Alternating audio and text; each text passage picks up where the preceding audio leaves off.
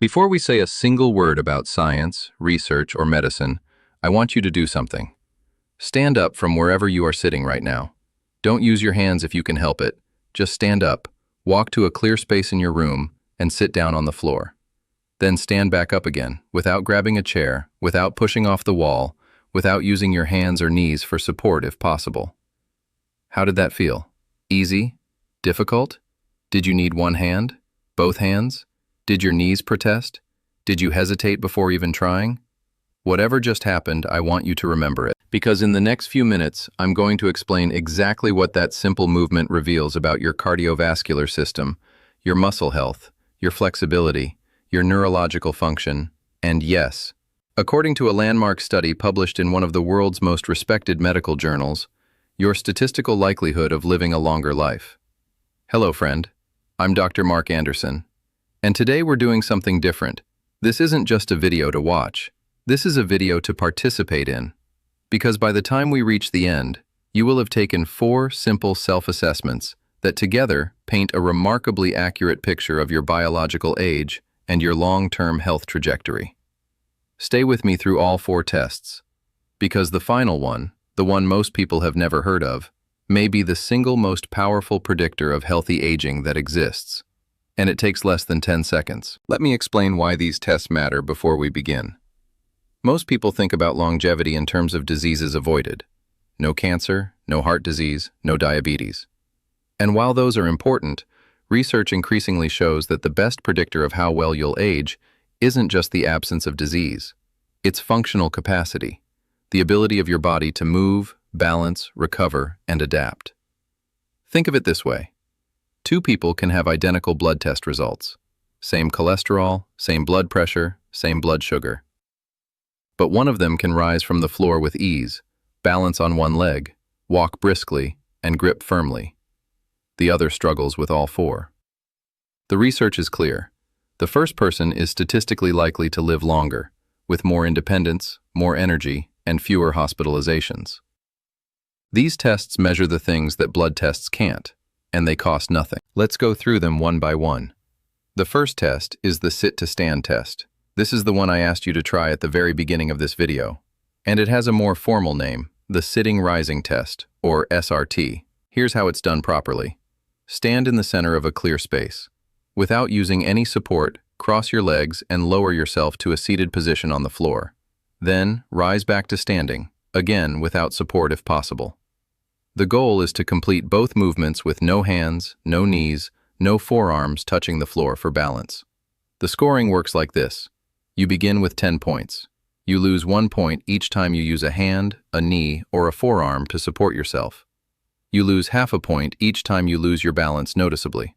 So a perfect score is 10, and the lowest possible score is 0. A study published in the European Journal of Preventive Cardiology followed more than 2,000 adults between the ages of 51 and 80 over an average of 6 years.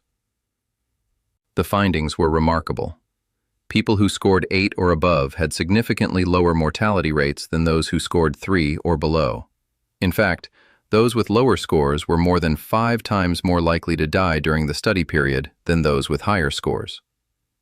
What does this test actually measure? It measures muscle strength in the legs and core, flexibility in the hips and ankles, coordination between the brain and the body, and balance. All 4 of these decline with age, and all 4 are trainable at any age. If your score was lower than you hoped, that is not a verdict. It is a starting point, and I'll give you practical steps to improve it before this video ends. Now, what score did you get? Be honest with yourself. Write it down. We'll come back to it. The second test is the single leg balance test, and this one reveals something that the sit-to-stand test misses entirely: the health and responsiveness of your neurological system. Here's how to do it. Stand near a wall or sturdy chair for safety. Lift 1 foot off the ground, crossing it behind the ankle of the standing leg. Close your eyes. Start counting. How long can you hold that position before your lifted foot touches the ground or you need to grab something? Do it on both sides and note the time. Here's what the research shows. Adults in their 50s can typically hold this position for around 40 seconds with eyes open. With eyes closed, the ability drops significantly, and that's normal because closing your eyes removes visual balance cues, forcing your body to rely purely on the inner ear and the nerves in your feet and legs. But what concerns doctors is when someone can't hold the position for more than 10 seconds with eyes open. A study published in the British Journal of Sports Medicine found that an inability to stand on one leg for 10 seconds in midlife to older age was associated with an 84% higher risk of death from any cause over the following decade. That is a striking finding from a relatively simple test. What does balance actually measure? It reflects the health of your inner ear, the sensitivity of the nerves in your feet and legs, the speed of your brain's processing, and your overall postural stability. All of these decline quietly with age, and all of them can be meaningfully improved with consistent practice. Why does this matter so much for longevity? Because poor balance leads to falls, and falls, in adults over 65, are one of the leading causes of serious injury, hospitalization, loss of independence, and complications that shorten life. A person who can't balance confidently on one leg is a person at significantly higher fall risk. Improving your balance even modestly can meaningfully reduce that risk and protect years of independent living. If you struggled with this test, that's important information. Write down how long you held it, and keep reading. The third test is the grip strength test, and this one surprises people most because it seems so disconnected from everything else. What does how hard you can squeeze your hand have to do with how long you live? More than almost anyone realizes. Here's the simple version of this test. Find a firm, rolled-up towel, a rubber ball, or use a proper hand grip dynamometer if you have one. Squeeze as hard as you can for 3 seconds. Then relax. Note how it felt, strong, moderate, or weak. If you have a proper dynamometer, here are general reference ranges for adults. For men over 60, a grip strength below 26 kilograms is considered low. For women over 60, below 16 kilograms is considered low. These are general guidelines, and individual variation matters. Now here's why this simple squeeze matters so much. A major study published in The Lancet that followed nearly 140,000 people across 17 countries found that grip strength was a stronger predictor of cardiovascular mortality than blood pressure. Stronger than blood pressure. In other words, how hard you can squeeze your hand predicted heart-related death better than one of the most commonly measured vital signs in medicine. Another large analysis found that each 5-kilogram decrease in grip strength was associated with a 16% higher risk of dying from any cause. But grip strength is not just about your hand. Researchers use it as a proxy for overall muscle mass and muscle quality throughout the entire body. When grip strength declines, it often signals that overall muscle health is declining, and reduced muscle mass in older adults, a condition called sarcopenia, is linked to increased risk of heart disease, diabetes, falls, cognitive decline, and shorter lifespan. The good news is that grip strength, like balance and the ability to rise from the floor, is trainable. Even simple daily exercises can meaningfully improve it within weeks. How did your grip feel? Strong and confident, or weaker than you expected? Write it down honestly. A quick pause here. If you're finding this video genuinely useful, and you've been participating in the tests, please tap the like button right now. It takes 1 second, and it helps YouTube share this with more adults over 60 who deserve to know this information. And if you haven't subscribed yet, I'd love to have you here. Every week I share honest, research-based health content designed for people at this stage of life. Now let's move to the fourth and final test, the one most people have never heard of. The one that takes less than 10 seconds, but reveals something remarkable about your cardiovascular system and your biological age. The fourth test is the walking speed test, or more specifically, the usual pace gait speed test. Here's how to do it. Find a clear hallway or space that's at least 4 meters long, roughly 13 feet. Mark a start point and an end point. Walk from one end to the other at your normal, comfortable, everyday pace.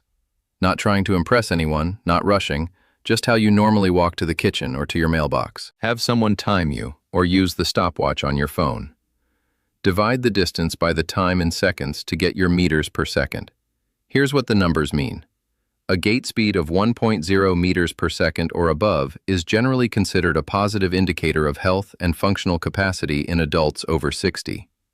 Below 0.8 meters per second is where researchers begin to see significantly higher rates of hospitalization, disability, and mortality.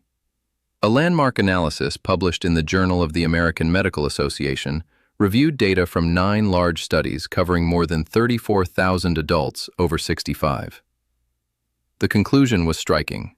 Gait speed was one of the strongest predictors of survival, comparable to age and chronic disease status.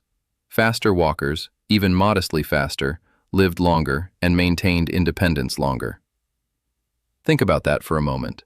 The speed at which you walk to your mailbox is predicting your future health trajectory. Not just reflecting it, predicting it. But here's the crucial insight. Walking speed doesn't just measure leg strength. It measures the coordination between your brain and your muscles. It measures cardiovascular efficiency. It reflects the health of your joints, your confidence in your balance, and how efficiently your nervous system is running. It is, in many ways, a summary test. When everything is working together well, you walk freely and efficiently. When something is off, even something subtle, the first place it often shows up is in how you move. What was your pace? Write it down. Even if you don't have an exact number, do you feel your walking has slowed in recent years? Has anyone ever commented that you seem slower? Or have you noticed yourself falling behind when walking with others? Now let me bring all 4 tests together. You have 4 numbers or impressions: your sit-to-stand score, your single leg balance time, your grip strength feeling, and your walking speed. Together, these 4 measurements tell a story about your functional age, which can be meaningfully different from your chronological age. A 70-year-old with strong functional test results may have the biological capacity of someone 10 years younger. A 65-year-old with poor results across all 4 may be functioning like someone much older. And here's the most important message I want you to take from this video. None of these are fixed. Every single one of them can be improved with consistent, targeted effort. The research on this is clear and genuinely exciting. Leg strength, balance, grip strength, and walking speed all respond to training at any age.